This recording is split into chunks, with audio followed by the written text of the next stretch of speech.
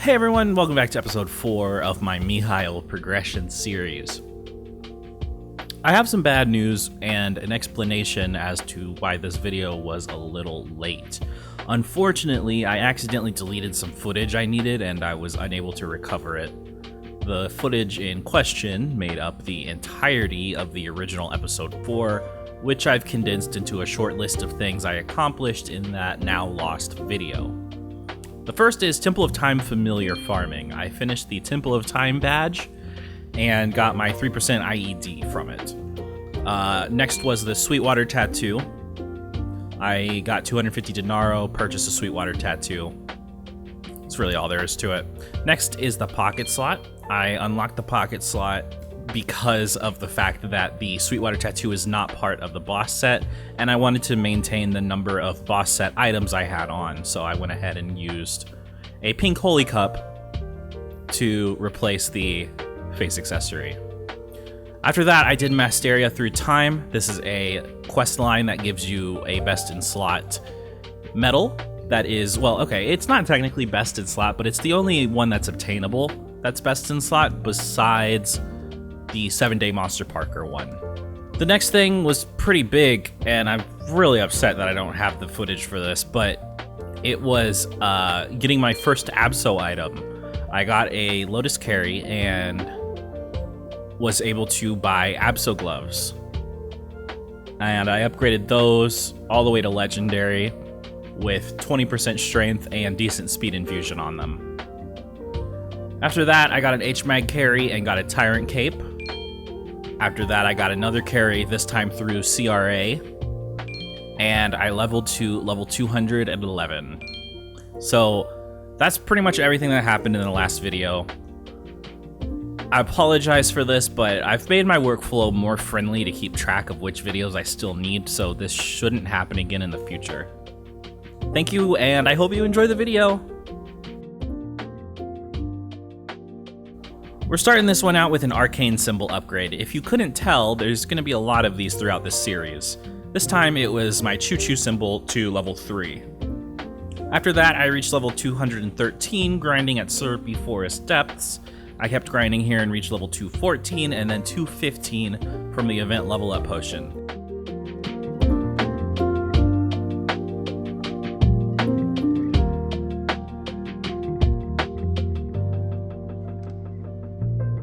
Apparently, I lost the clip of me reaching level 212. I really need to get better at this. Anyway, since I was level 215, it was time to unlock a new area, Yum Yum Island. The pre-quests for it were pretty quick and painless, and at the end I managed to get another level on my Vanishing Journey symbol. I chose the Vanishing Journey symbol because of the fact that between Hungry Mudo and daily monster killing and Choo Choo, that symbol tends to level up pretty fast on its own, so it didn't really need the boost. Speaking of symbols, believe it or not, we have another one that leveled up immediately after that. After doing my daily Hungry Mudo runs, I got my Choo Choo symbol to level 4. Next up is a little bit of a deviation from the leveling. I got a Dominator pendant from Arcarium and wanted to transfer some potential onto it. Unfortunately, there is no easily accessible level 130 pendant, so I had to farm at Ore Munchers for a bit to find a recipe to craft one. This really didn't take too long, and after I found it, it was a pretty simple process to get epic potential on my Dom pendant, as well as starring it to 11 stars.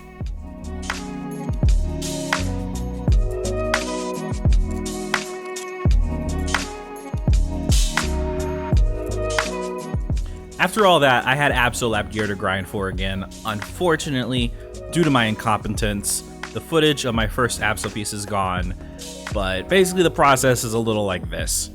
Scrapyard weeklies on all my characters until I accumulate the rewards I need to turn my Lotus drops into Abso coins.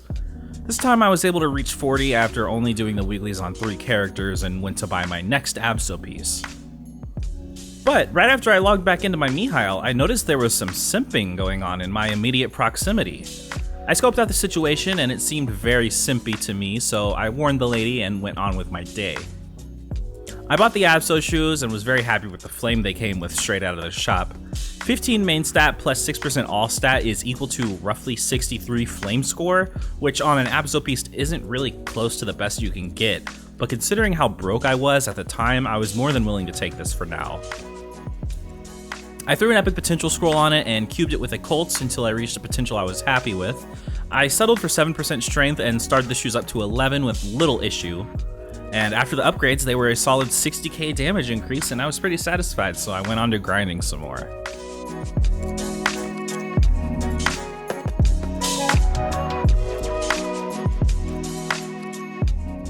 I reached level 216 at one of my favorite training maps for Mihile and randomly decided I was sick of my Hayato shoulder, so I went to work replacing it with a Magnus shoulder.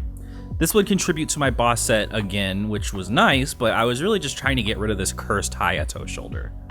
I cubed it, I started, and it still wasn't an upgrade, and I wasn't happy with that. I took some more occults to it to fish for 2 lines of strength and managed to get it fairly quickly. Now it was a decent enough upgrade to justify throwing my Hayato shoulder in the garbage, which is what I did.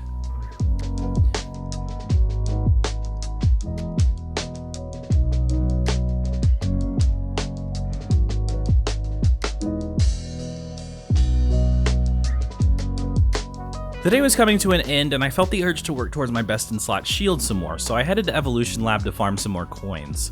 By the time I was done with all 3 runs, I was at 232 coins, which is nice, but still kind of a far cry from the 400 I needed. After that, I got my weekly Maple Tour paycheck of 1.3 billion mesos, which put me at a total of 1.5. I'm saving these for future upgrades, so I won't worry about it much for a while. After reset, I did Hungry Muto again and got my Chuju symbol up to level 5, putting me at 230 Arcane Force. I was really eager to get my new shield at this point, so I used all the drop enhancing stuff I could get my hands on and went back to Evo Lab. I finally reached 400 coins and purchased my best in slot shield.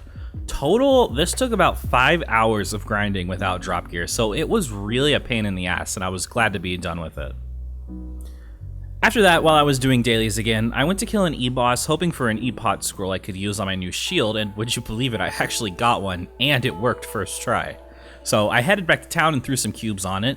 After about 25 or so occults, I got 6% attack and a flat 12 attack, which I settled for since getting multiple lines of attack on an epic WSE is pretty rough due to all the trash lines you can roll.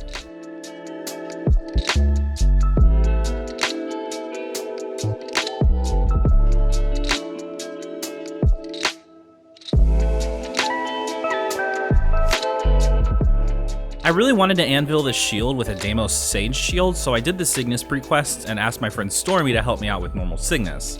We killed it without much effort, and I was able to get my shield recipe. My smithing wasn't level 10 yet, which meant the shield didn't have a 100% chance of succeeding when crafted, and I didn't want to risk this, so I just decided to level up to 10 real quick. This guarantees success when crafting it, so I didn't have to worry. I crafted the Deimos Shade shield and anviled it over my Evo shield. Next up is the first difficult boss I took on. The thing is, this was a total accident. I meant to pick normal Zakum, but after going into Chaos, I thought to myself, I wonder if I could do this. So I tried it, and after a few deaths, I managed to take him down, which was surprising to me. But really, with the ability to negate almost every attack, the only real problem becomes the timer, so it's not really that surprising that a level 216 Mihile can solo CZak. Still, I was proud of this achievement, and it gave me the courage to attempt other difficult bosses in the future. After that, I celebrated my victory by claiming my Lydium Heart and making my Subaniroid look, acceptable. Anyway, the last clip in this video is just me expanding my equip inventory. I kept filling up on trash equips, and I mean, who doesn't want more inventory slots? So, that should about do it for this video. Thank you all for watching, and I'll see you in the next part.